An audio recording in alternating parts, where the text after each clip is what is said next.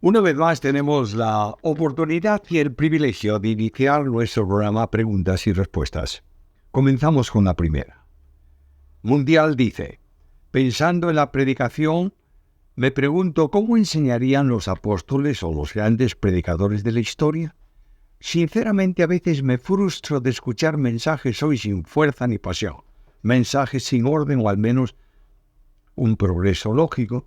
También sé que cada uno tiene su forma y su manera de compartir y que todos tenemos limitaciones. ¿Estoy mal al esperar demasiado? ¿Le ha pasado alguna vez a usted? Lo que debe exigirse al predicador es que predique la Biblia.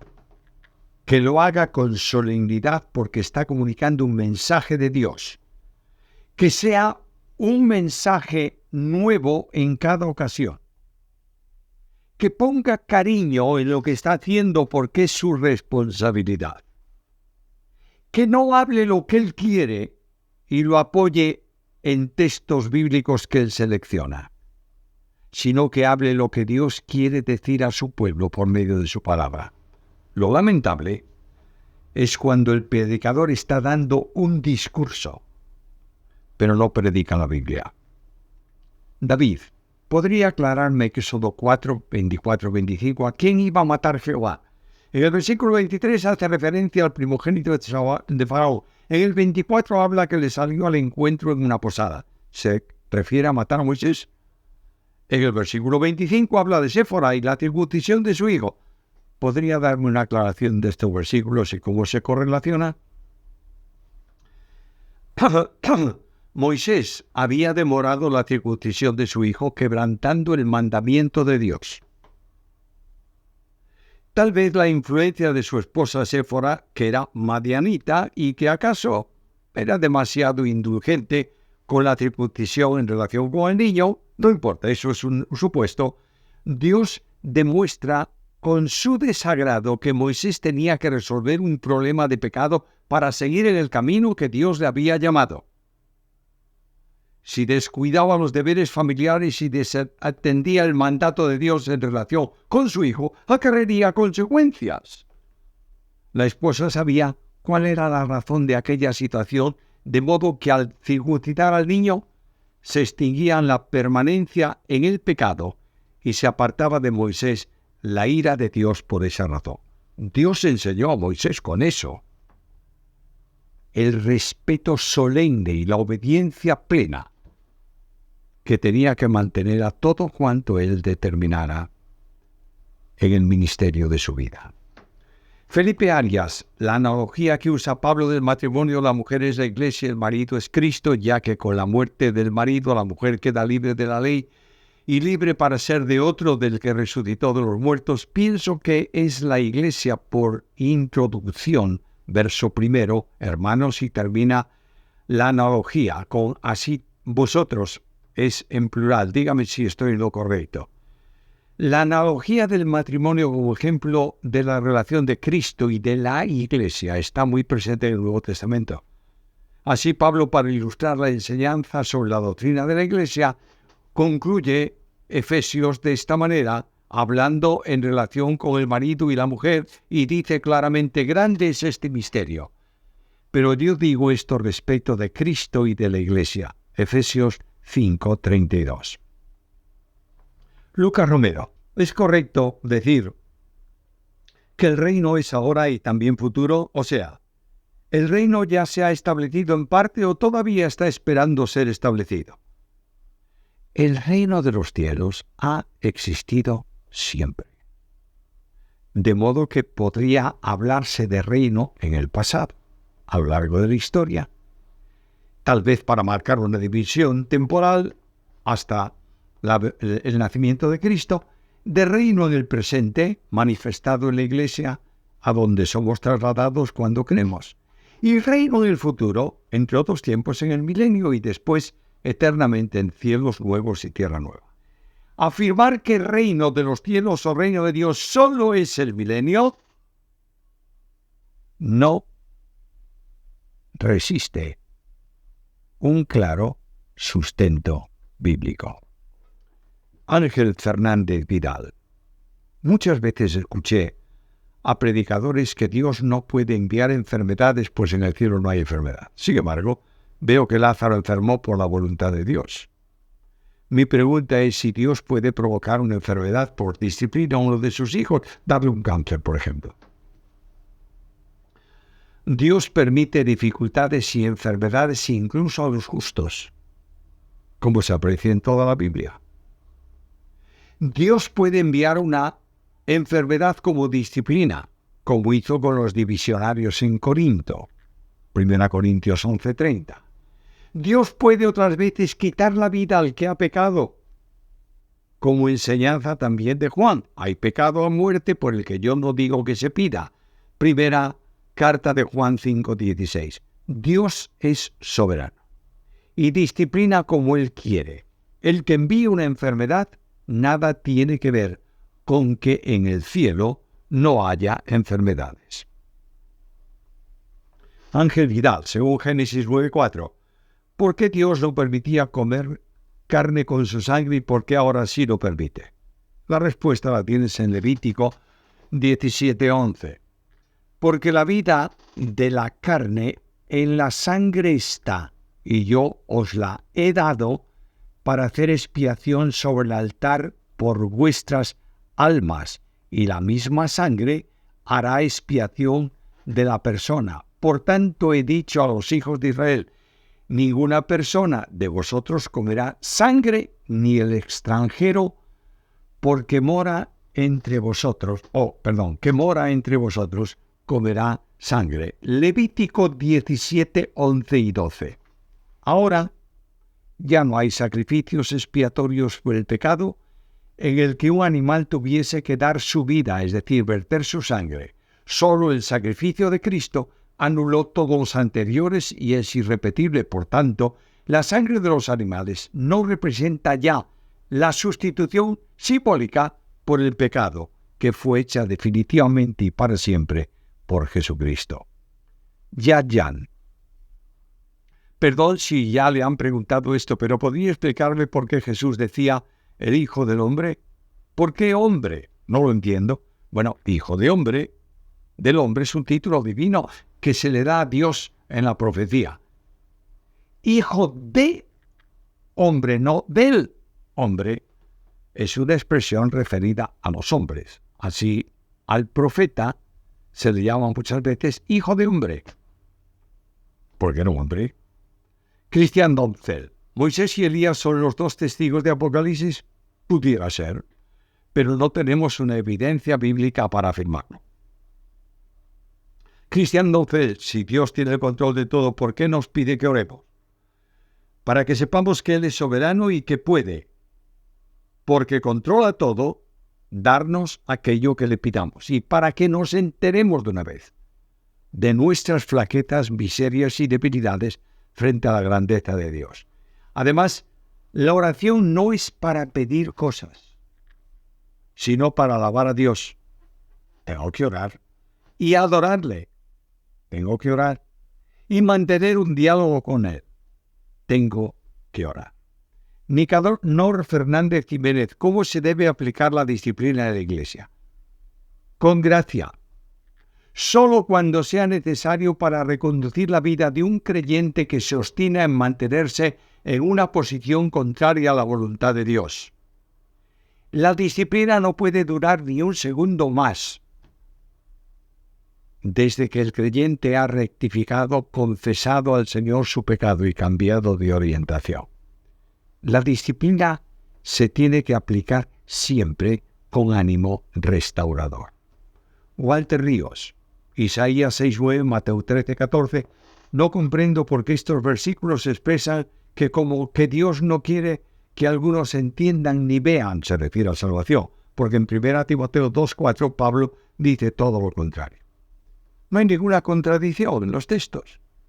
Los textos de Isaías 6:9, Mateo 13:14 y también Juan 12:39-40 es el juicio que confirmaba la condición rebelde del pueblo contra Dios.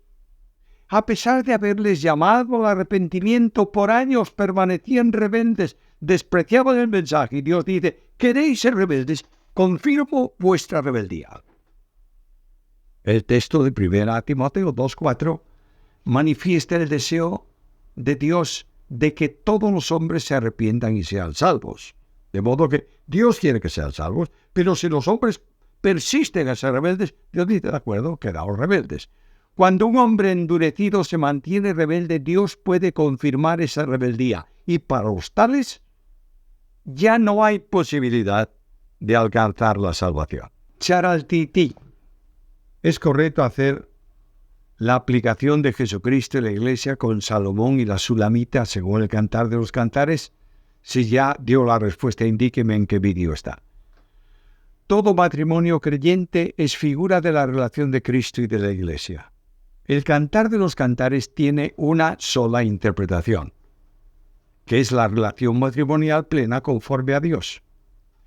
Puede tener como aplicación la relación de Cristo con la Iglesia, pero solo como aplicación y no como interpretación. Ada Pena Hernández. Pero ¿cómo dice él que la parábola de las 10 vírgenes no tiene que ver con la Iglesia, sino con el pueblo de Israel, salvo y no salvo? Cuando Israel es el pueblo escogido por Dios, todos son salvos. Nunca había oído decir tal cosa en toda enseñanza recibida. Mi querida Ada, ¿qué quieres decir con que Israel, por el hecho de ser pueblo de Dios, es salvo? ¿En dónde está eso? Eso no es así. Son salvos solo los que creen en Cristo. El apóstol Pablo enseña que no todos los israelitas, es decir, los descendientes naturales de Abraham, son del pueblo de Dios. Escucha la Biblia. No que la palabra de Dios haya fallado, porque no todos los que descienden de Israel son israelitas, ni por ser descendientes de Abraham todos son hijos, sino en Isaac te será llamada descendencia. Esto es, no los que son según la carne, es decir, descendientes de Abraham, son hijos de Dios, sino los que son hijos según la promesa, son contados como descendientes. Romanos 9, 6, 8. Y más adelante dice, también Isaías clamaba tocante a Israel. Si fuera el número de los hijos de Israel como la arena del mar, solo el remanente será salvo. Romanos 9, 27. Nadie es salvo por descendencia, sino por fe.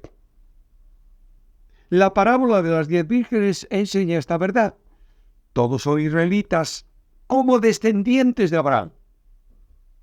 Algunos, los que son salvos, los que tienen aceite, entran a las bodas del Cordero. Los que no son salvos son dejados en las tinieblas de afuera.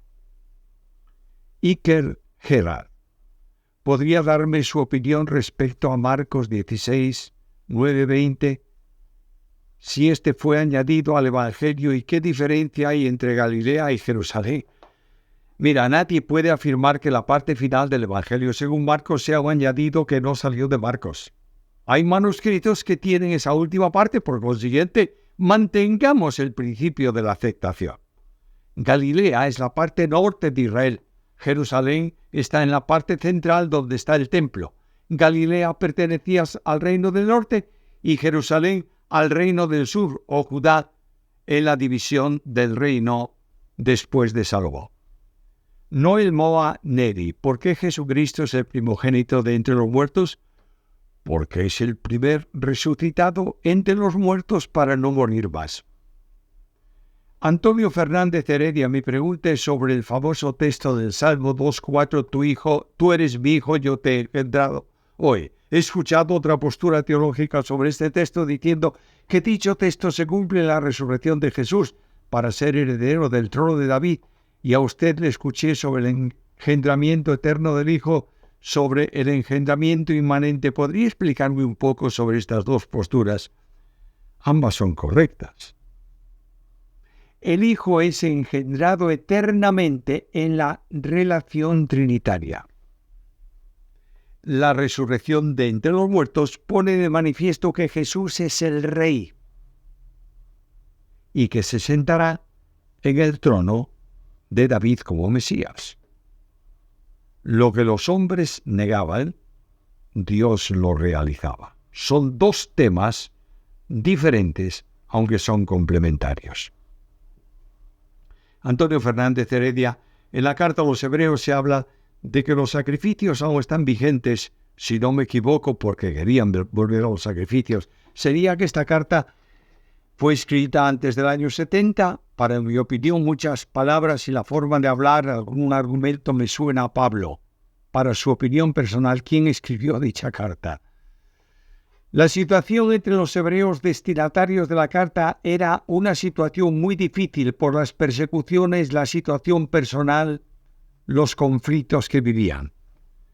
Volver a los sacrificios significaba volver al orden establecido para el pueblo de Israel antes del sacrificio de Cristo. Y los hebreos estaban a punto de claudicar de su fe, especialmente por la persecución desencadenada contra ellos. Quien fue el autor de la epístola no puede ser definido y lo único que ocasiona es generar polémica cuando se intenta establecer el escritor. Yo digo que él dice, otro dice que otro, y ahí hay ya un conflicto porque yo quiero mantener mi posición y el otro la suya. Ahora, mi opinión personal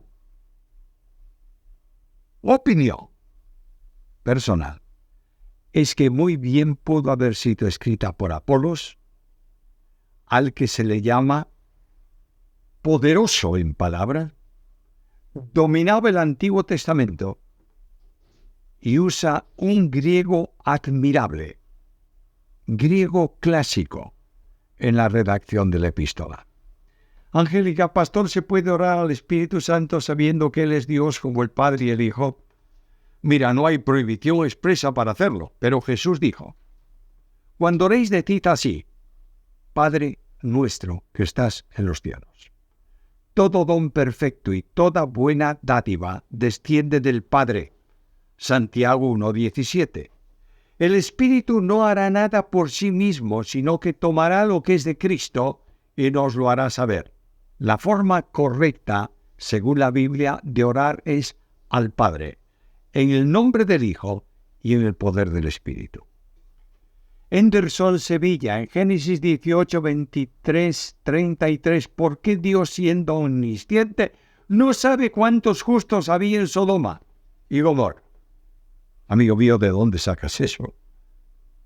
Quien no sabía cuántos justos había era Abraham, que va poniendo delante de Dios posibilidades numéricas que a su parecer podían cumplirse, pero que no se cumplieron porque ya no había ni siquiera 10 justos. Abraham era el que no sabía, Dios sí que lo sabía. Pero Abraham no preguntaba a Dios si los había, sino que intercedía por si los hubiese. Henderson Sevilla, ¿qué piensa usted del libro apócrifo de Enoc?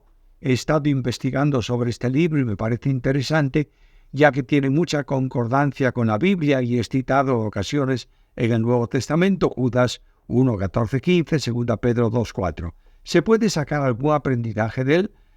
¿Por qué no fue incluido en el canon si era libro utilizado en tiempo apostólico? Bueno, no fue incluido en el canon porque no era inspirado. La Iglesia no lo aceptó nunca como inspirado, ni en el Antiguo ni en el Nuevo Testamento. Siempre se pueden sacar buenas lecciones personales de libros escritos por creyentes en cualquier tiempo, pero ninguno de esos libros es autoritario, solamente los libros inspirados. Según Hechos 15, 20, 29, prohíbe comer morcilla.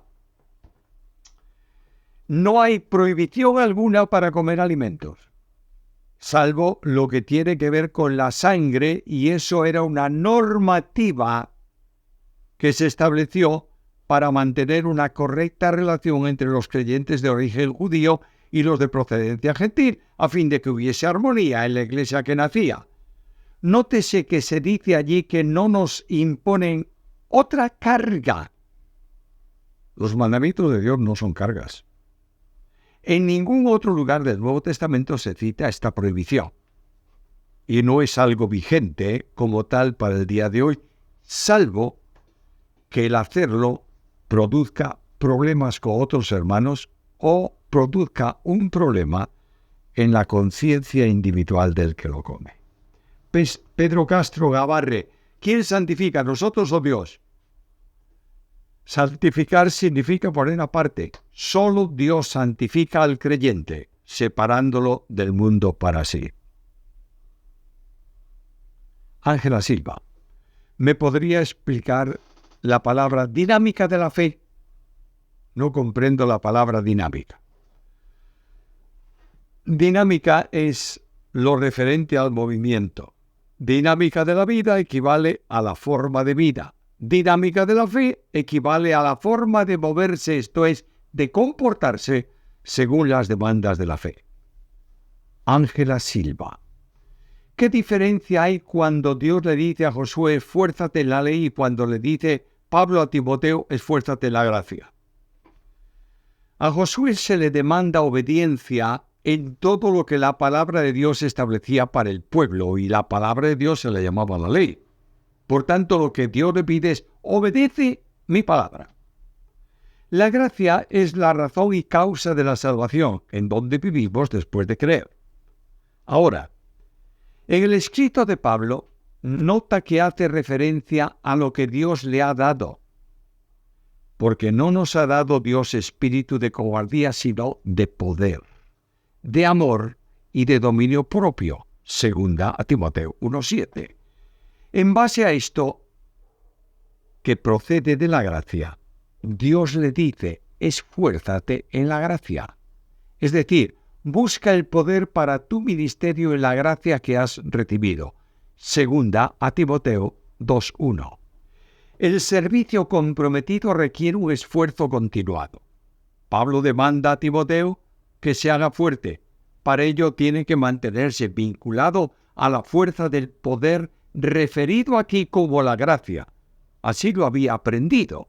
Bástate mi gracia, porque mi poder se perfecciona en la debilidad. Segunda Corintios 12:9. Por eso el apóstol Pablo decía, pero por la gracia de Dios soy lo que soy. La gracia no es algo separado de Cristo, ya que vino con Él. Por tanto, es equivalente a mantenerse vinculado a Cristo, que tiene todo el poder. Cerramos aquí el programa de preguntas y respuestas en esta ocasión y os esperamos en el próximo encuentro en este mismo espacio.